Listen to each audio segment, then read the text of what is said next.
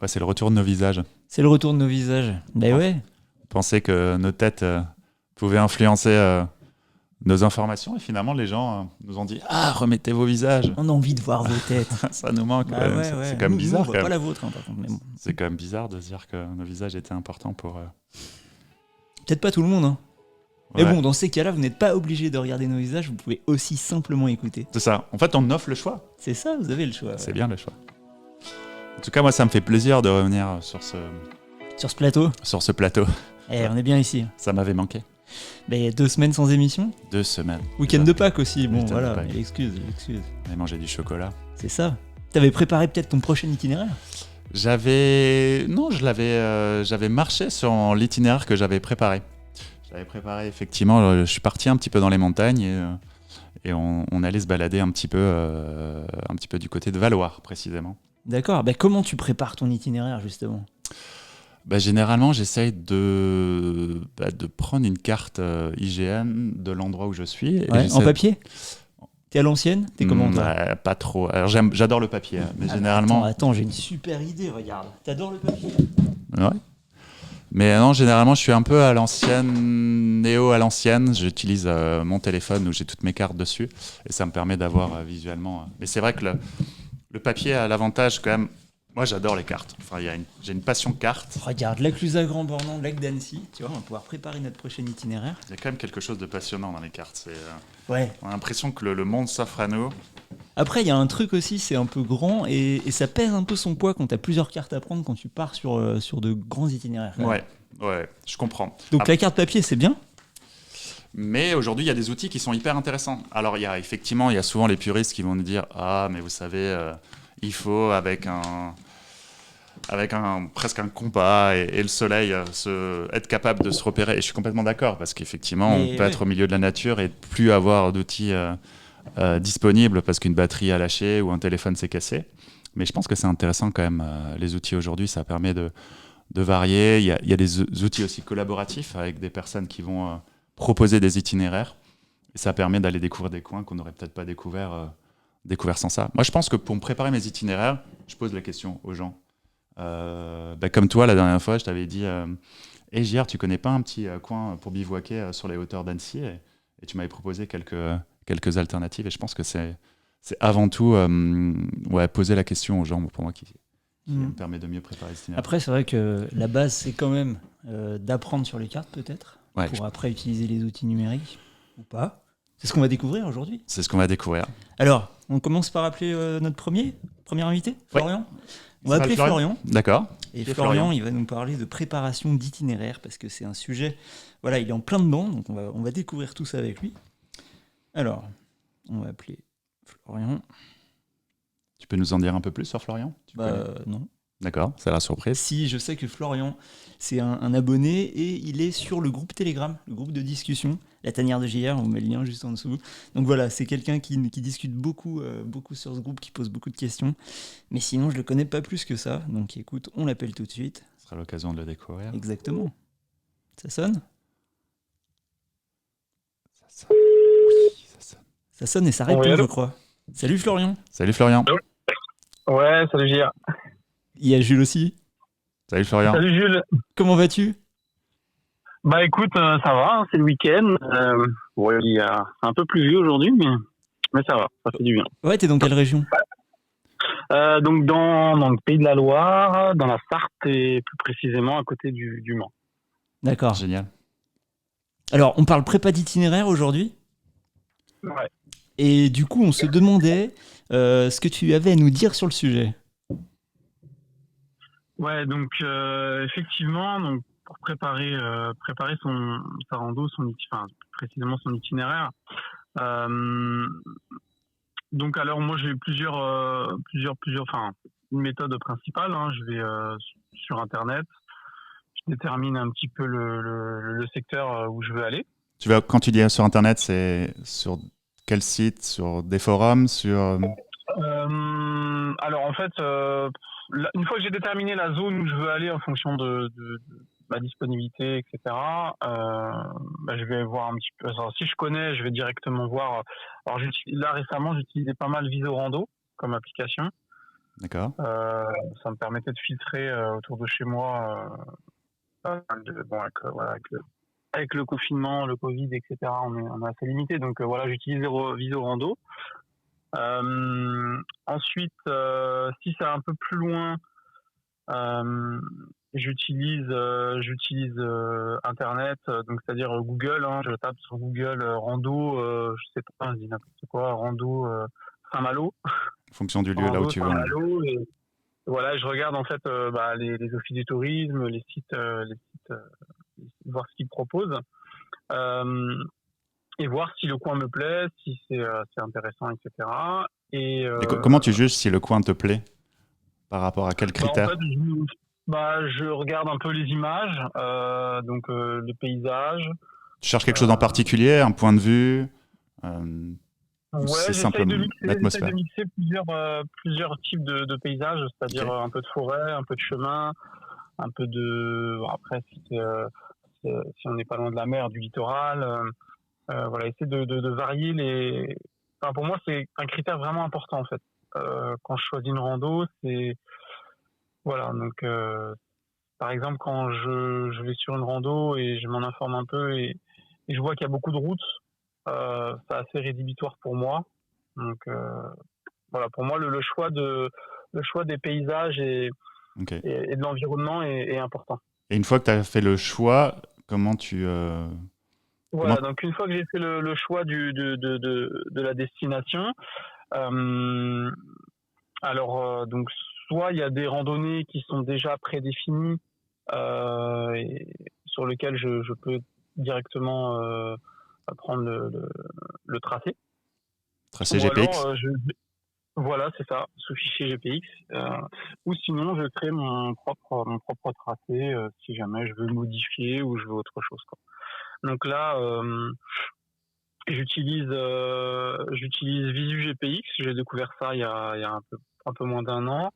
Alors tu l'utilises pour récupérer la trace GPX ou pour créer ton tracé? Pour créer la trace. Et là, c'est un site internet, Visu GPX. C'est pas une application. Si, ils ont une application. T'as l'appli aussi? D'accord. Ouais, ils ont l'appli. Okay. Ils ont l'appli, ils ont le site, et j'utilise en parallèle GPX Viewer aussi, qui permet de lire des fichiers GPX. Comme son nom l'indique.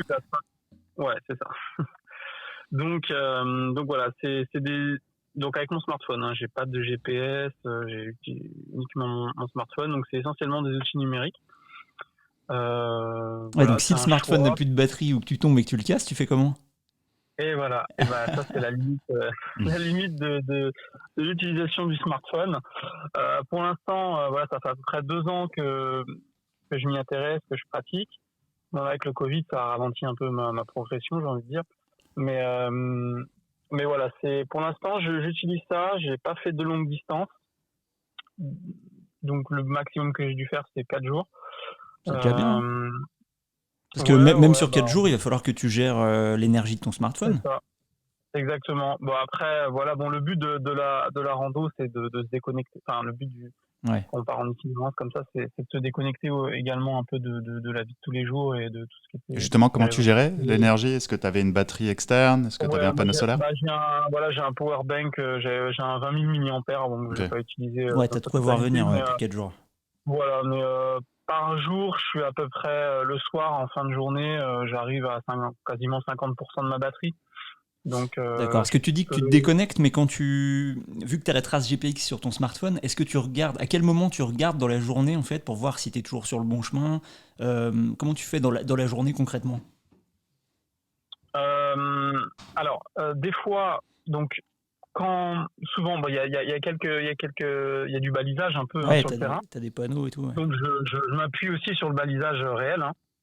Et vraiment, quand j'ai des doutes, parce que bon, il y a certains cas, c'est mal balisé ou ça a été enlevé, des choses comme ça. Ouais, ça arrive. Donc là, vraiment, quand j'ai des doutes ou à des intersections, des choses comme ça, et là, je prends mais je l'ai pas en permanence, si tu veux, je l'utilise ponctuellement, donc pour vraiment me rassurer et toujours me dire, je suis sur le bon chemin. Et tes cartes sont hors ligne, donc ton téléphone est en mode avion, les cartes sont hors ligne?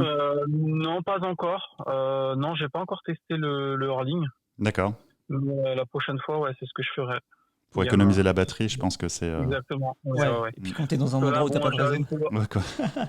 C'est sûr que généralement, dans certains endroits, c'est compliqué. Ouais. Bon, après, peut-être que la carte, elle reste chargée. Si tu t'en es servi 5 minutes avant et puis que tu arrives dans un endroit où il n'y a plus de réseau, tu as peut-être encore la carte. Mais bon, effectivement, si tu es dans des endroits sans couverture pendant longtemps, ça peut-être poser problème d'être en ligne. Ouais, c'est ça. Il faut que je découvre tout ça, je teste. Pour l'instant, ça va bien fonctionner, c'est assez efficace. Est-ce que tu as déjà vu des limites à ta technique, à ta méthode? Est-ce qu'il y a déjà eu des moments où tu t'es dit « Ah merde, là je suis perdu, je suis bloqué » Ou est-ce que pour l'instant c'est une méthode qui a été efficace pour toi? Ouais, une fois quand on était en Bretagne, là pas loin, on était alors attends, on a fait une partie du GR34 et je sais plus si on y était, mais je pense non, on était hors GR. Ouais, à un moment on a eu un gros moment de doute, mais parce qu'en fait, si tu veux, on était sorti du tracé, et pour rejoindre le tracé, voilà, on tâtonnait un peu quand même pour pouvoir rejoindre le tracé, donc il fallait couper par des petits chemins et tout, donc on a un peu coupé le fromage pour rejoindre le tracé. Et du coup, tes cartes, quand tu les as sur ton téléphone, est-ce que c'est des cartes précises? Est-ce que c'est des cartes type IGN 125 000 ou c'est quelle précision de carte tu as sur ton téléphone? Alors là, bonne question. Par exemple, sur GPX Viewer, c'est l'IGN, je pense. Sur Visu GPX, non plus. C'est Open Topo, Open Map, là. Ouais, parce que je sais que quand tu crées ta trace, tu peux choisir le fond de carte IGN. Quand tu prends l'abonnement. Et après, je pense que quand tu zoomes dedans, tu arrives même à une précision plus grande que les cartes en 25 millième, parce que tu peux vraiment zoomer, dézoomer. Ouais. Et je pense que tu as des choses vraiment très précises quand tu as le fond de carte. Après, IGN, généralement, ça nécessite un abonnement. C'est ça. Les applications, je pense, te font payer un abonnement quand tu veux le fond de carte IGN. La carte officielle IGN, oui. Ouais, parce que je sais que quand tu crées ta trace, tu as le fond de carte IGN. T'as même les GR qui sont répertoriés dessus. Okay. Donc c'est assez pratique. Mais après, à l'utilisation, c'est vrai que j'ai pas fait attention. Et c'est vrai que moi je me fiais. Attends, je peux même. Donc en fait, toi, ta technique, c'est tu repères un lieu où tu as envie d'aller. Tu regardes s'il y a déjà des tracés qui existent. Si les tracés existent, tu les importes dans ton logiciel de visualisation de tracés. S'ils n'existent pas, tu les crées. Et à partir de là, tu prends ton téléphone et tu vas suivre ce tracé-là en ayant ton téléphone de temps en temps dans ta poche, parce que l'idée, c'est pas de l'avoir tout le temps sous les yeux. Et quand, dans un moment où tu te sens un peu perdu, tu le sors pour voir si effectivement tu es au bon endroit. Exactement, c'est ça. D'accord. Voilà, sans backup, sans carte, sans te dire que tu prends un outil de secours. J'ai pas de support de secours. D'accord. J'ai pas d'alternative à ça. Tout simplement parce que je suis pas encore parti sur des grandes distances, et c'est des lieux où Ouais, c'est comme tu disais, tu restes sur un GR peut-être qui est balisé avec des panneaux. Quand c'est sur ce type de GR, c'est assez bien. Enfin, GR34 là, c'est assez bien. Parce que finalement, tu suis là un GR qui est déjà existant, mais quand tu décides de créer toi-même ta trace, ton propre itinéraire, je crois que c'est un mot masculin. Comment tu le choisis? Par quoi tu passes? Est-ce que tu décides de suivre un chemin existant, ou est-ce que tu t'essaies de noter les points que tu as envie d'aller visiter et de les relier par un chemin aléatoire? Comment tu procèdes pour créer ta propre... Alors en fait, sur Visu GPX, en fait, tu as la possibilité de router ton tracé en fonction du type d'activité. Donc par exemple, tu dois avoir randonnée, VTT, des choses comme ça. Donc en fonction en fait du type d'activité, donc moi je mets randonnée, et en fonction de là où je veux aller, il me filtre directement les chemins. C'est pratique. Adaptés à. Ouais, c'est ça en fait qui m'a entre guillemets séduit quand je l'ai pris, c'est que j'ai trouvé ça super sympa. Alors peut-être que d'autres le font, mais voilà, j'ai commencé avec ça et je trouve que c'est assez simple, assez intuitif. Il y a peut-être mieux, probablement, je sais pas. Tu as vraiment une aide au tracé. C'est-à-dire que le logiciel te propose des alternatives. Exactement. Et toi, tu peux choisir. D'accord. Ok, Ouais, je trouvais ça utile parce que quand on connaît pas la région, on connaît pas les chemins, pour faire des bornes de route, c'est pas super sécure et c'est moins agréable de marcher sur la route. Donc là, ça filtre automatiquement les petits chemins qui sont adaptés à la rando pédestre. Génial. Ah ouais. Top. Ouais, ça m'a l'air. Puis l'idéal, c'est de trouver un outil qui te convienne finalement, parce que tu dis il y en a peut-être Oui, d'autres c'est qui ça. sont mieux, qui sont différents. Sûrement, il y en a plein, mais après, je pense faut en trouver un, s'y faire, Ouais. voilà, le manipuler, être à l'aise avec. Puis finalement, si cet outil te convient, partir avec quoi. Ouais. Et après, je pense Ouais, que tout à l'idée, fait. c'est aussi de pouvoir avoir un chemin sécurisé, de pouvoir rester aussi sur les sentiers, parce que les sentiers ont été créés aussi pour protéger un peu l'environnement, C'est ça. de Oui, pouvoir faire en tout à fait. sorte d'être... Ouais. et puis de retrouver des points de vue ou des endroits qui ont bien. Après, effectivement, est-ce qu'il y a pas qu'un seul itinéraire valable? Je pense que l'idée, c'est Non, d'en non, il y a choisir un. plusieurs possibilités, bien sûr. Voilà, il y a plusieurs possibilités. Après, pour l'instant, j'ai fait confiance à l'outil. Après, après avec l'expérience, quand on rencontre des gens, etc., ils peuvent sur la route, voilà, des gens qui s'arrêtent, qui parlent un peu avec nous et qui nous donnent des informations complémentaires. Il y a ça à visiter. Je vous conseille de passer par là aussi. Il y a l'aspect humain qui peut être utile. Ça, je Mais suis ça, complètement bon, d'accord. on n'est plus dans la préparation, on est vraiment dans l'action. Mais oui. Donc il y a aussi une certaine forme de flexibilité finalement avec l'itinéraire, de finalement de se Oui. dire, ok, là je l'ai défini comme ça, mais une personne que je viens de croiser me dit, ah, il faut absolument passer par là parce qu'il y a un point de vue incroyable, c'est de se dire, ok, Ouais. et donc là ça nécessite de savoir peut-être un peu lire une carte, s'adapter pour pouvoir se dire, ok, bon bah là je dévie de mon itinéraire initial, mais après je vais pouvoir le retrouver assez facilement C'est parce que... ça, exactement. Des fois, en plus, avec l'outil, bon, après, c'est une carte numérique, donc avec un tracé GPS, donc on voit notre position en temps réel. Mais voilà, ça permet d'un petit peu de sortir du sentier, d'aller visiter quelque chose, et après visualiser sur la carte où est-ce que l'on est par rapport au tracé, et de pouvoir le rejoindre. C'est ça, c'est un côté rassurant etc. aussi du coup, parce que tu peux Oui, c'est t'éloigner ça. un petit Après, peu et te dire finalement je suis pas si loin pour rattraper, je peux peut-être rattraper par un autre chemin et du coup il y a ce côté exactement, rassurant, on va se dire je suis pas perdu quoi, je me suis éloigné mais je suis pas c'est ça. perdu, je suis pas obligé de revenir sur mes pas, je peux peut-être prendre un autre petit chemin qui rattrape ma trace GPX là sur mon appli. Ouais, c'est pas mal ça. Ouais, ouais, ouais. Non, exactement, c'est ça. Et puis bon, après, moi, je suis une génération, moi, j'ai 33 ans, donc voilà, je débute. Je suis pas une génération, certains qui sont un peu plus vieux, qui ont fait l'armée, qui ont découvert les cartes, la boussole, etc. Donc ils ont eu une autre approche en fait de l'orientation. Donc voilà, moi aujourd'hui j'ai trouvé cette solution qui me permet d'être efficace maintenant. Et de Après te faire on plaisir. verra. Voilà, de se faire plaisir. Et en fait, justement, je voulais pas trop être embêté avec l'orientation pour pouvoir profiter d'autres choses dans cette discipline. Donc voilà. Mais peut-être que, pourquoi pas, je serais amené à développer, à lire une carte, enfin une carte papier, voilà, des choses plus Voilà, hein. techniques, on va dire. L'idée, comme tu Mais disais, voilà. c'est de se faire plaisir et finalement d'aller utiliser les outils peut-être existants pour profiter au Ouais. maximum de l'activité. Et parce que toi, le plaisir, c'est peut-être de marcher, justement aussi C'est de ça. ne pas être tout le temps le nez sur la carte ou le nez sur ton téléphone, mais de pouvoir Ouais, déambuler ouais, dans ouais. la nature et de pouvoir en profiter. C'est aussi ça le but de C'est tout ça. voilà, c'est vraiment c'est vraiment le cœur de la discipline. Enfin, pour moi, hein, c'est le cœur de la discipline. Donc, effectivement, après avoir cette notion de stress et cette notion d'incertitude et de ne pas trop savoir où on va. Et après, voilà, en fonction du temps qu'on a aussi, parce que c'est vrai que des fois, on est un peu limité en termes de temps. Si on a un week-end ou quelques jours, voilà, on ne peut pas trop se permettre de perdre du temps là-dessus. Donc, essayer de se tenir à son itinéraire et puis bien profiter. Et puis c'est vrai, en plus, j'ai remarqué qu'avoir le nez tout le temps, enfin, la tête baissée en rando, ça fait mal au cou, Ça fait mal au cou. au niveau des cervicales.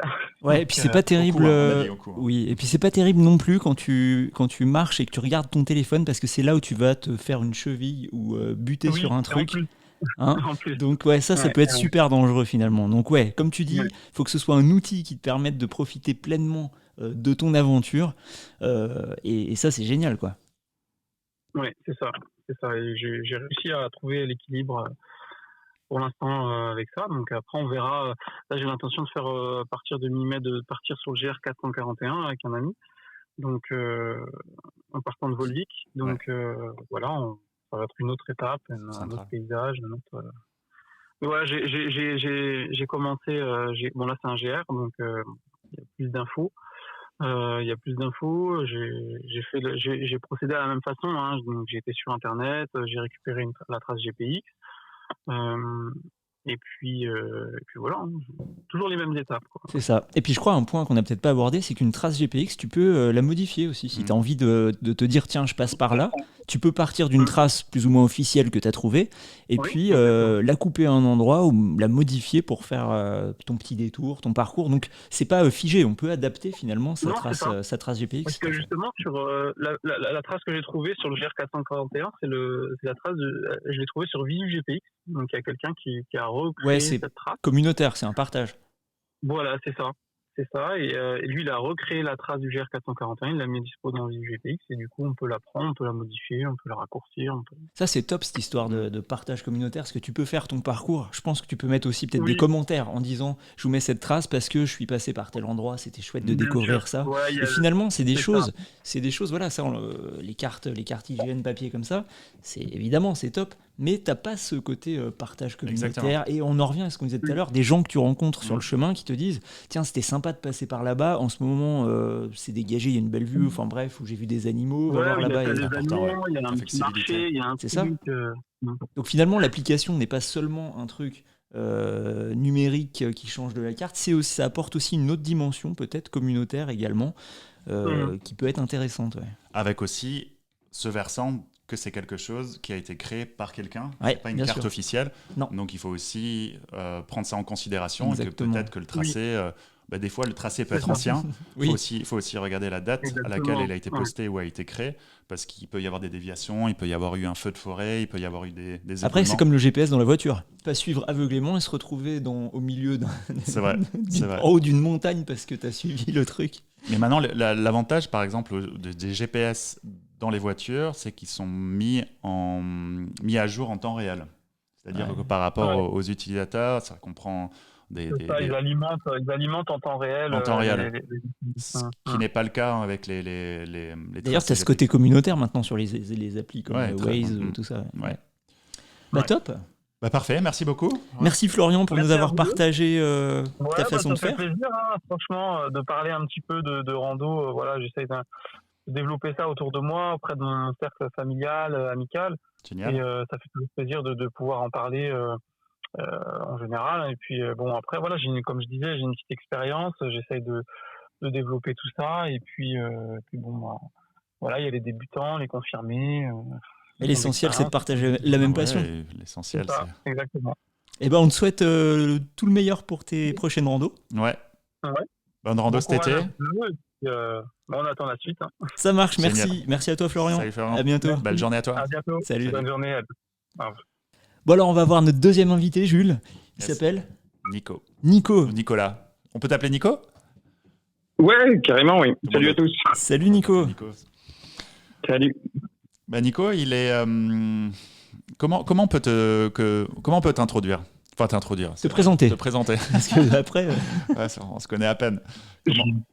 Je peux peut-être me présenter, c'est peut-être plus facile. Hein. Ouais.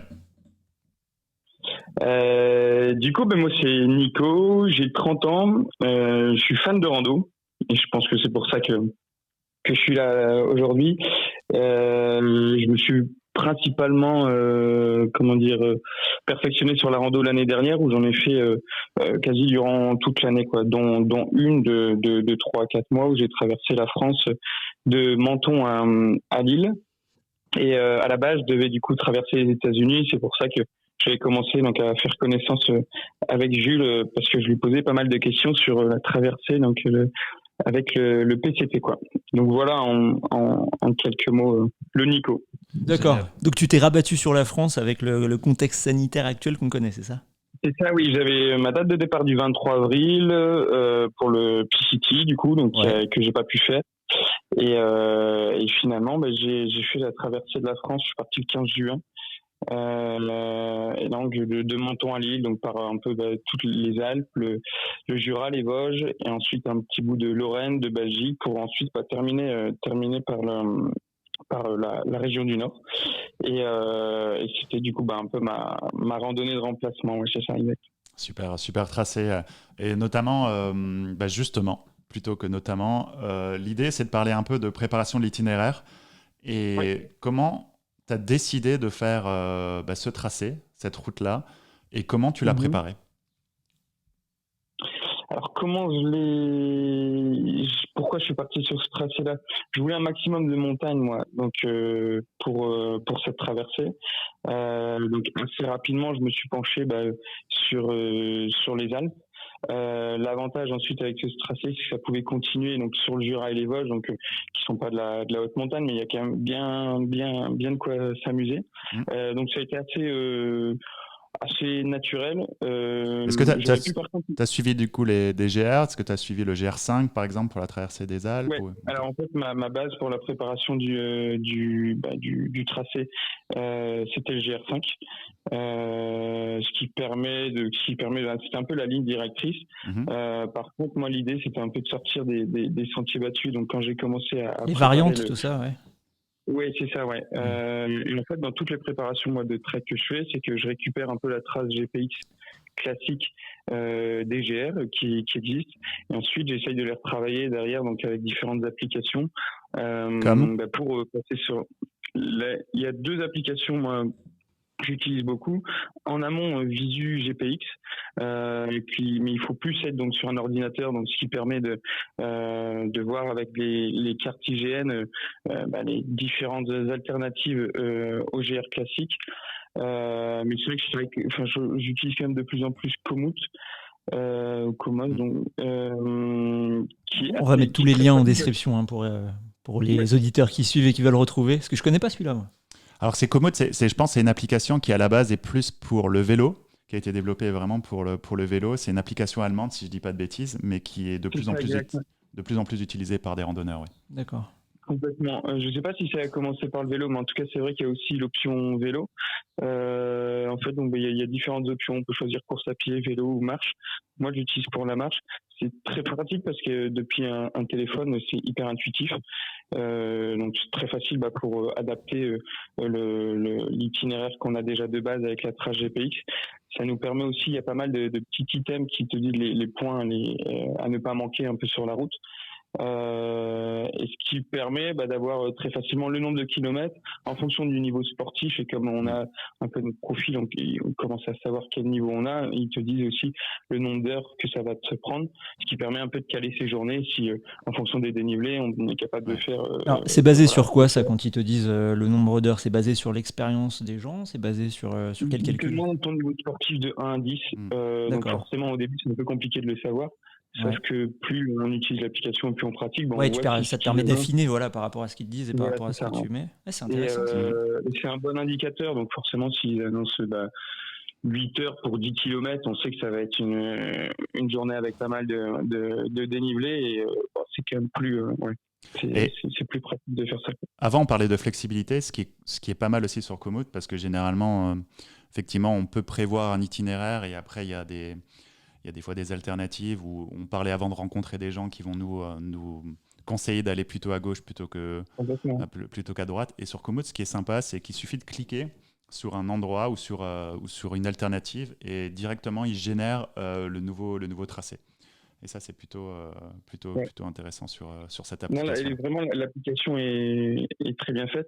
Après, comme c'est vrai que le disait Jules là, moi j'ai toujours un peu ma base d'itinéraire, mais que je modifie beaucoup en fonction des rencontres pour les gens qui connaissent le coin, qui proposent des chemins, ou en fonction un peu du feeling aussi qu'on peut avoir. C'est pour ça c'est important d'adapter en fonction de son feeling. Donc, je pense complètement. Ouais. C'est bien d'avoir une track, moi ça me rassure. C'est ça. Je sais c'est ce qu'on disait tout à l'heure aussi, c'est rassurant. C'est rassurant, ouais. complètement. J'ai 5 jours de nourriture dans le sac. Bah voilà, je sais que ces 5 prochains jours, je dois arriver à cette étape-là. Donc, on sait que c'est faisable. Et ensuite, bah, en fonction de sa forme, ses envies, bah, on peut aller un peu plus sur les crêtes, un peu plus, enfin, voilà, sur d'autres chemins où si on a envie de tourner à droite et pas à gauche, et ben, on se laisse aller, quoi. Donc, ça, c'est assez commun. Et justement, dans une randonnée aussi longue que celle que tu as faite, est-ce que quand tu as préparé ton itinéraire, est-ce que tu as préparé également tes points de ravitaillement? Est-ce que tu t'es dit, OK, je vais tracer en fonction de sections de 5 ou de 6 jours, de 4 jours, en fonction de la nourriture que je pourrais porter? Ou est-ce que ça, tu l'as improvisé après avoir fait ton tracé? Moi, je l'ai vraiment improvisé. Après, en fait, j'avais la base, donc, mais l'itinéraire, finalement, je l'ai construit très rapidement. Je sais pas, en 1 heure, je suis pas du tout allé dans le détail. Et ensuite, par contre, quand j'ai commencé, donc quelques jours avant vraiment de commencer à Menton, j'ai regardé, bon, le prochain village est à 5 jours, donc je savais que sur cette étape-là, voilà, je devais avoir 5 jours de nourriture. Et ça s'est fait au fur et à mesure, quoi. Dès que je suis arrivé à l'étape suivante, j'ai regardé de nouveau à quel village je pouvais me ravitailler sur le tracé. Donc ça se fait, enfin moi en tout cas, je le fais pas du tout dans le détail et je le fais au fur et à mesure. Et en France, en tout cas, il n'y a pas besoin de s'envoyer des colis comme sur City par exemple. Toujours très proche d'une ville, ouais.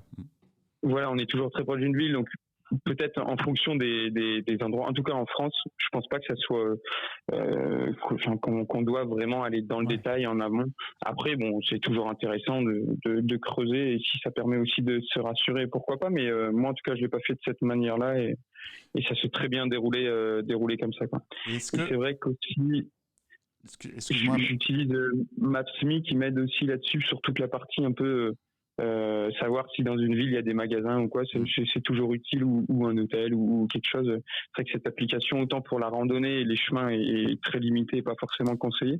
Par contre, pour tout ce qui est aide comme ça pour savoir s'il y a des magasins ou quoi, c'est bien utile. Ouais.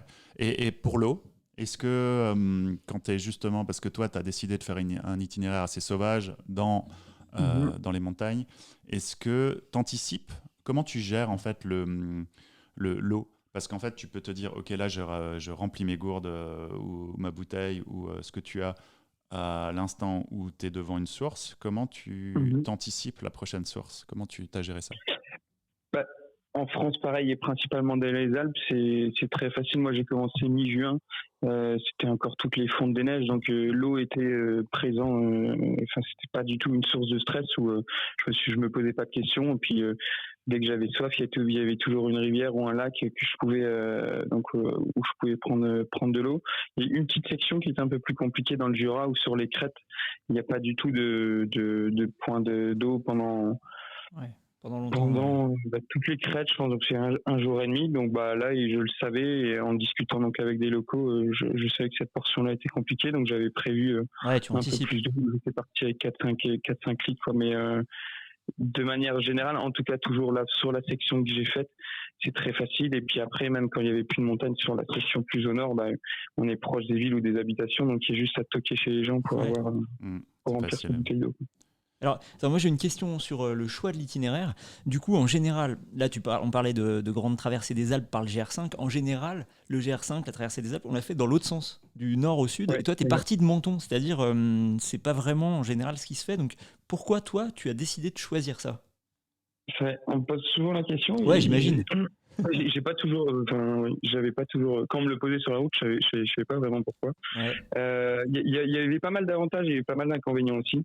J'ai choisi en fait ça parce que je trouvais ça sympa l'idée de rentrer chez soi à pied, d'arriver. Oui, forcément. Moi, je suis originaire de Lille, donc c'est pour ça que ça s'est fait comme ça.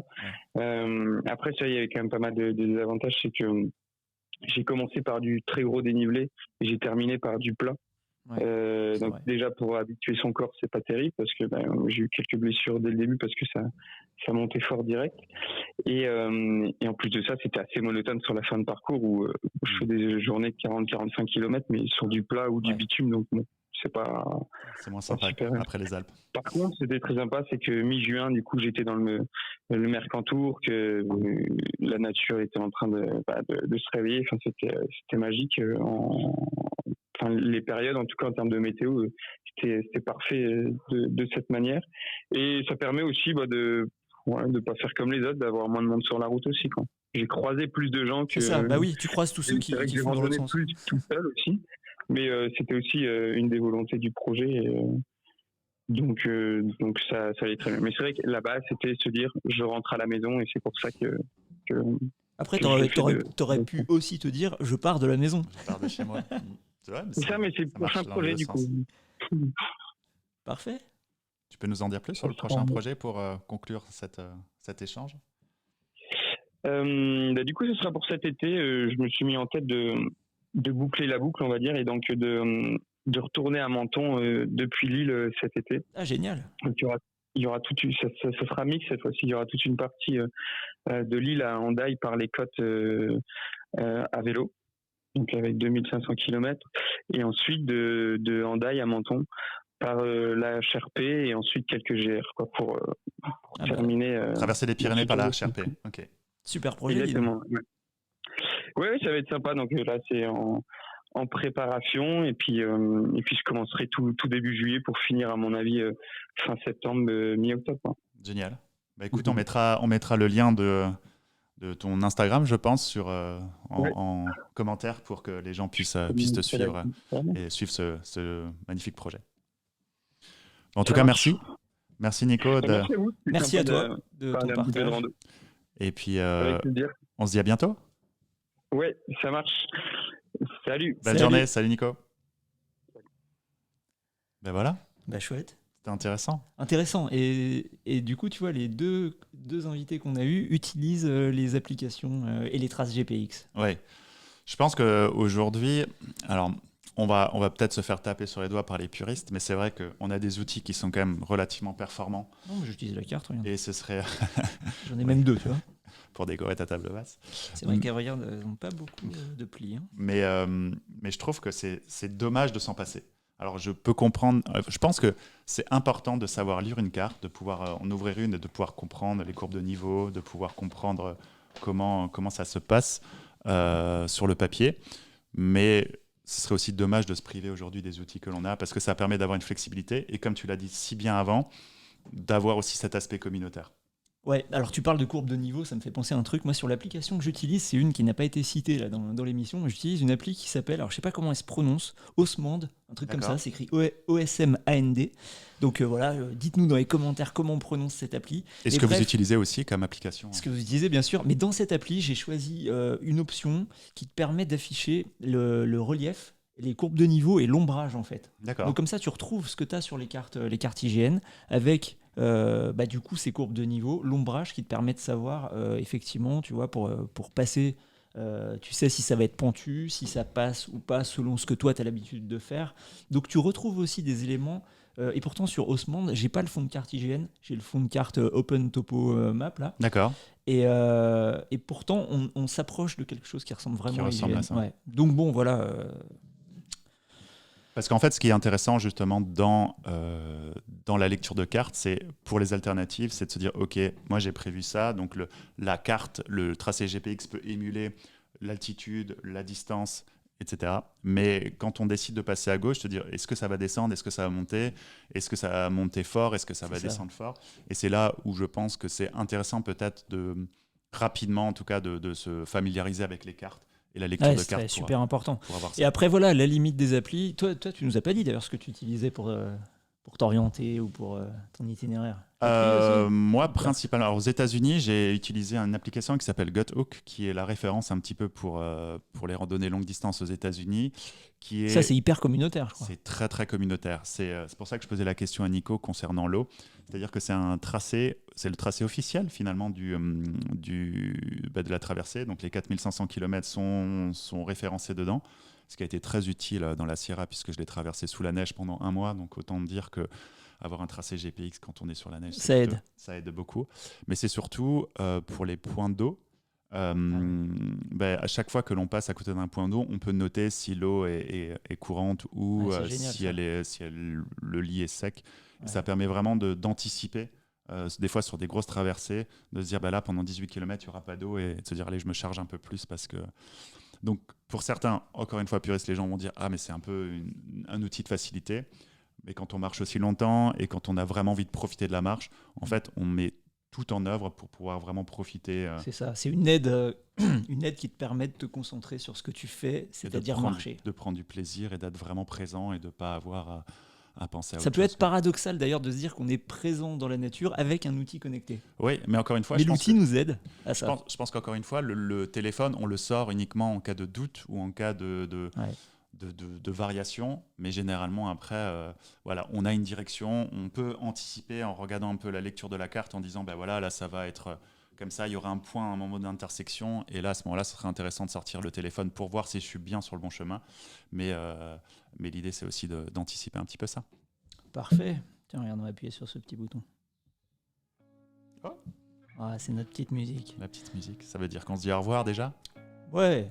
Faire un petit bilan. Non, mais c'était chouette. C'est intéressant, je trouve, d'avoir ce partage d'expériences différentes. Et puis, moi, j'ai découvert des applis que je connaissais pas. Donc, moi, je te conseille d'essayer Komoot. Komoot, c'est vraiment. Attends, tu l'écris comment ce truc ? Alors, ça doit être K2OM2OT. Enfin, il y a un moment où il y a 2 O, il y a un moment où il y a un O. Je crois que c'est KO2. Non, KO. Camelot, c'est ça ? Bref, quelque chose comme ça. On va le noter dans la description. Et moi, je l'ai utilisé pour ma traversée de France à vélo et c'est vrai que c'est quand même très intéressant. Et j'aime beaucoup cette fonctionnalité il y a un itinéraire tracé, on pointe un autre point d'intérêt et l'itinéraire s'adapte en fonction de ça. Donc à essayer. D'accord, top. Super, merci pour cette émission. Merci à toi, merci à Nico, merci à Florian et merci à vous tous. Et à bientôt pour la prochaine. À bientôt, salut.